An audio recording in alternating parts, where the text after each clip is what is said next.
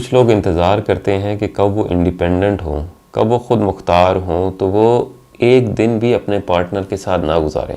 बच्चों के बावजूद, अच्छे घर के बावजूद, पैसे के बावजूद इतनी नफ़रत होती है कि उन्हें लगता है कि अगर हमारे ऊपर माशरती या इकोनॉमिकल प्रेशर ना होता तो हम एक दिन भी अपने पार्टनर के साथ ना रहते। यानी एक वो शख्स जिसके साथ आप बच्चे पैदा कर रहे हैं, जिसके साथ आपने सोचा है कि ज़िंदगी का सबसे बड़ा वक्त गुजारेंगे, और उसके साथ हर दिन आप नफ़रत से गुजार रहे हैं। हर दिन आपकी कोशिश है कि कोई मौका मिले तो मैं इस रिश्ते से निकल जाऊं।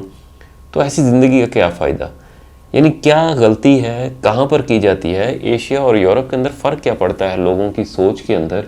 उसके लिए पहले आपको एक चीज़ समझाता हूँ कि एक चीज़ होती है शराकत दारी, जिस तरह बिज़नेस में होती है, या एक शरीक हयात होता है, यानी कि जिसके साथ आप अपनी ज़िंदगी शेयर कर रहे होते हैं। एक होती है पोजेशन, यानी एक मलकियत होती है जिसको आप अपने समझते हैं कि ये मेरा है किसी वजह से भी। पैसा हो सकता है, खूबसूरती हो सकती है, आपका घर हो सकता है। इसकी मिसाल इसी तरह है कि आपके पास एक बहुत खूबसूरत परिंदा है, जैसे तोता है।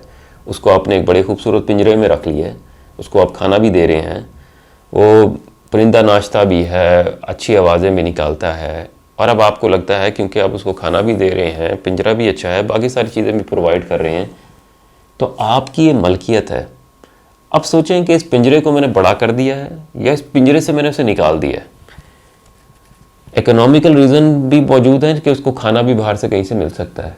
तो क्या ये परिंदा अब आपके पास रहेगा या नहीं? यहाँ पर शराकत दारी, शरीक हयात का काम शुरू होता है। यानी कि यहाँ पर एक ज़िंदगी के अंदर वो शख्स, वो चीज़ आती है जो आपको मुकम्मल करती है।